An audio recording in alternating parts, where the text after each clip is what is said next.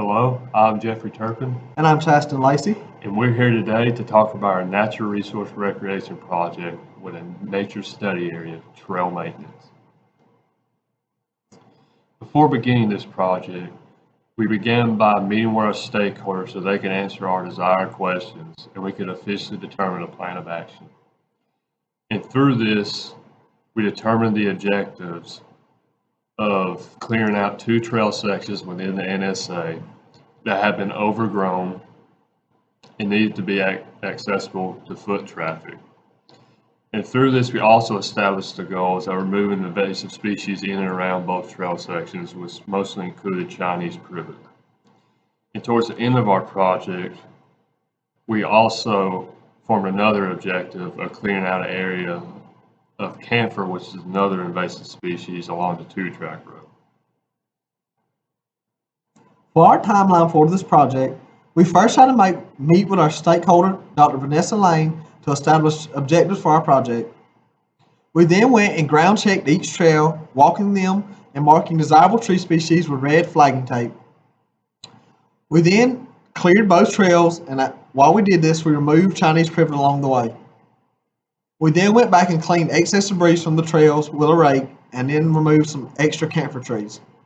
Finally, we went back and hack and squirted the parent camphor tree on the two-track road.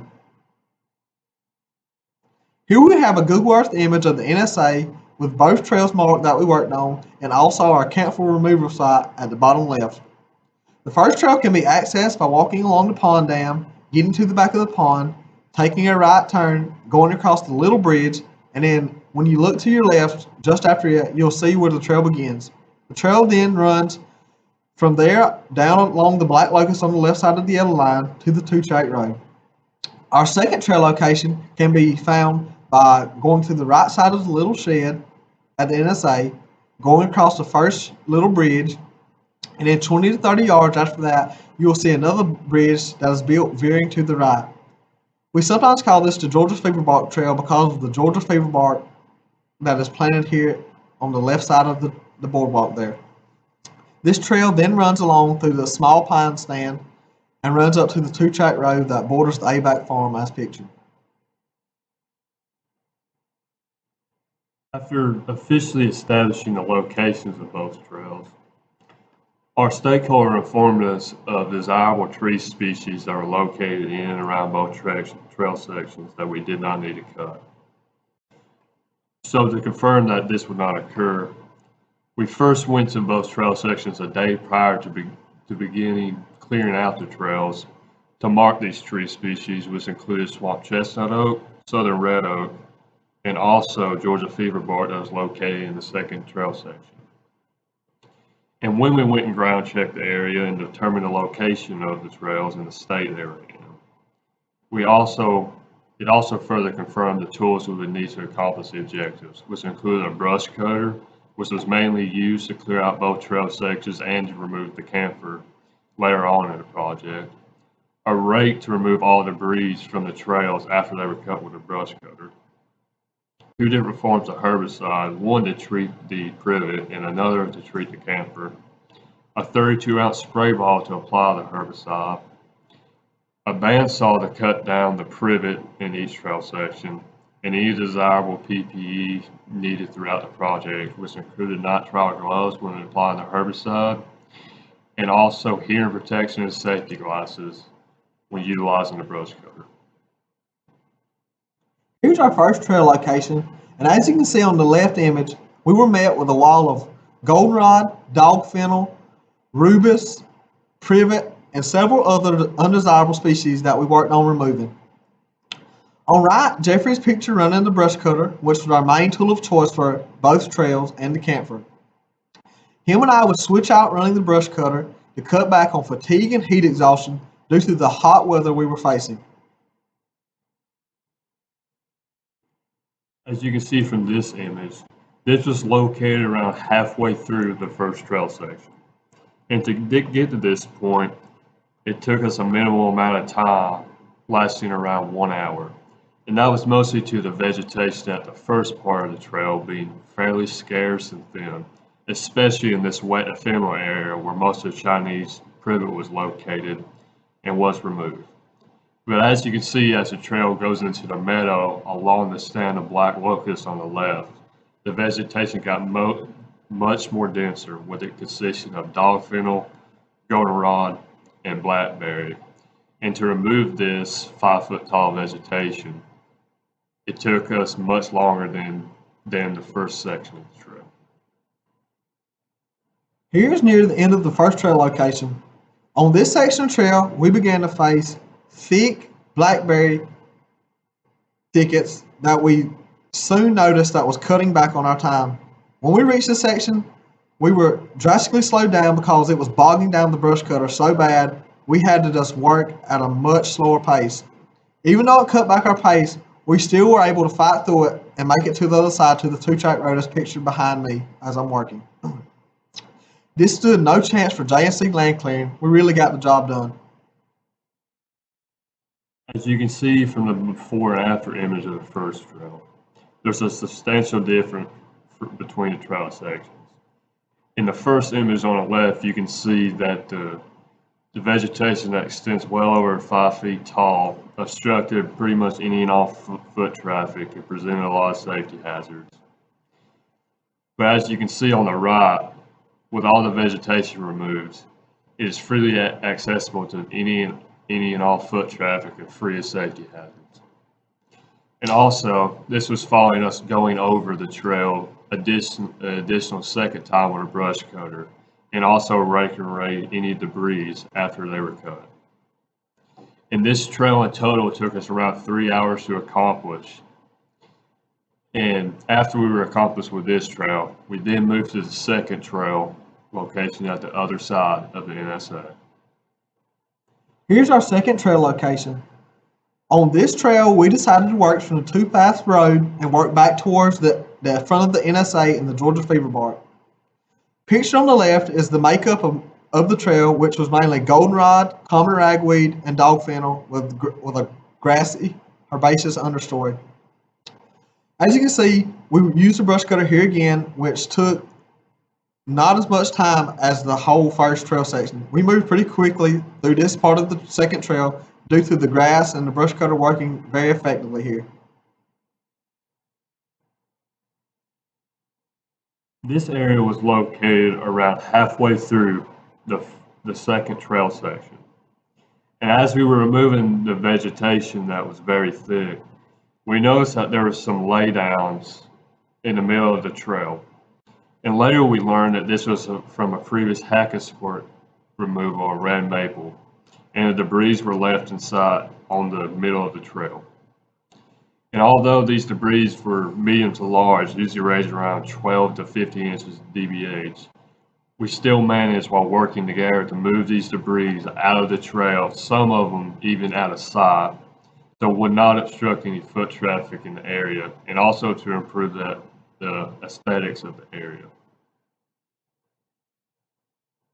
Here's before and after pictures of our second trail. As you can see on the left, it was just a mess of those undesirables we spoke of earlier. But on the right is a more satisfactory picture. As you can see, the trail was opened up and widened, so now it can be accessed for class demonstrations, use and purposes. As you can see from this image, there was a substantial difference from the state the trail was in before and after we were done.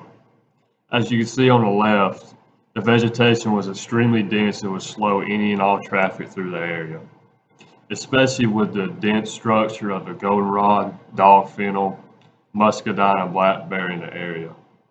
And also with this image, you can see distantly how the debris that were located in this area that were along the road would have never been noticed unless we would have removed this vegetation, allowing us to see those debris and remove them to delete any safety hazards in the area. And now, as you can see from the image on the right, it is free of all safety hazards and free to all foot traffic. Here's images near the front of our second trail by the Georgia fever bark, which will be pictured to the left of that handrail. Here was mainly smaller herbaceous stems and grasses, so we worked pretty quickly through this section with the brush cutter.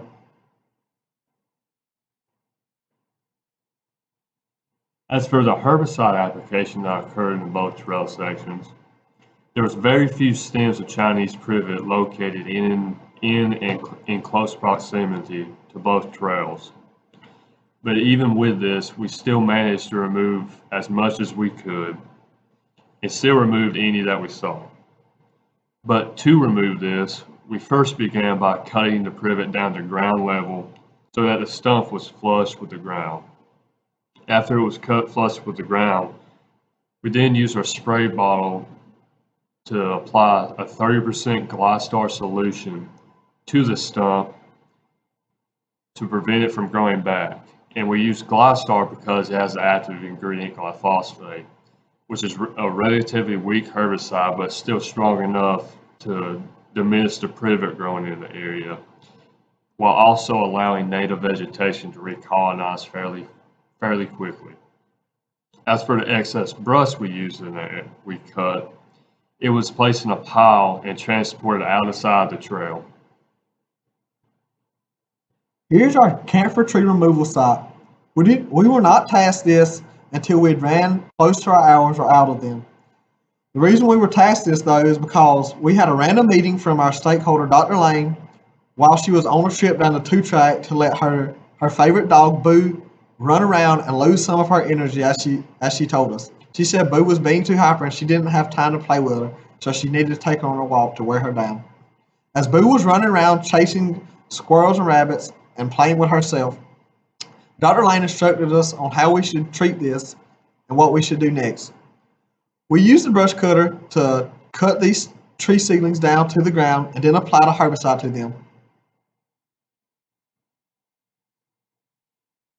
After the camphor seedlings were cut, we applied the 30% Glystar solution with active ingredient glyphosate to the stumps, exactly like the Chinese privet in the trail sections, and for the same reasons, to enable native species to recolonize the area.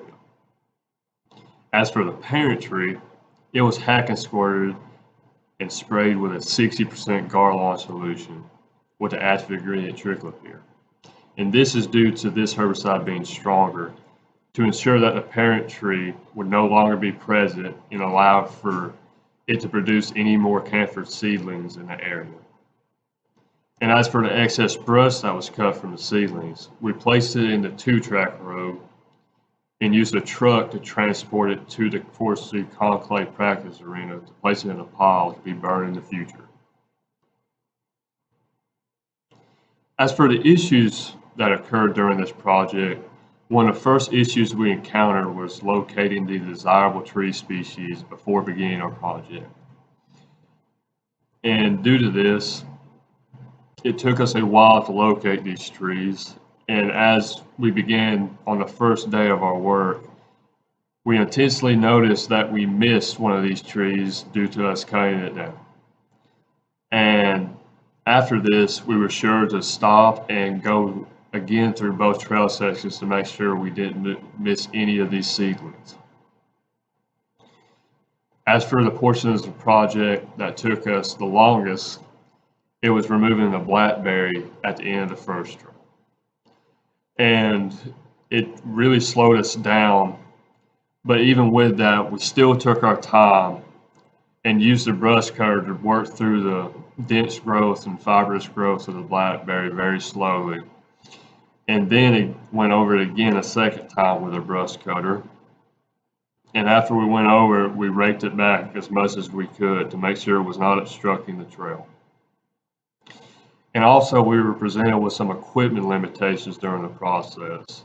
And the main equipment limitation that we experienced was the blade of the brush cutter getting dull fairly quickly. And even with this, it still slowed us down pretty tremendously throughout the whole project. But we still managed to take our time and accomplish the objectives, but it took us a little bit longer to get there. And we were also limited with weather conditions throughout the whole process, especially with thunderstorms. The first day that we marked trees, we were disrupted by a thunderstorm. And also on the first work day, we were also disrupted by a thunderstorm that forced us to quit working a little earlier than we intended. And also some of the warmer climates and humidity during the days that we worked forced us to slow down and be a little bit more careful so we didn't fatigue ourselves too much and made us trade off our work to ensure that we were not tiring ourselves out or stressing ourselves out too much. By the end of the project, we had met all of our objectives from our stakeholder, Dr. Lane. We had made trails accessible for foot traffic and reduced efforts for future maintenance activities at the NSA. We removed any debris that presented any hazards, like those red maple stems that we found in our second trail. And we tried to help restore the native community of the area by removing invasive species. Also, by the end of our project, Jeffrey and I both had learned how to maintain and run the brush cutter, and we were now had experience in maintaining and clearing trails. We conclude this by thanking y'all. Thank y'all for listening.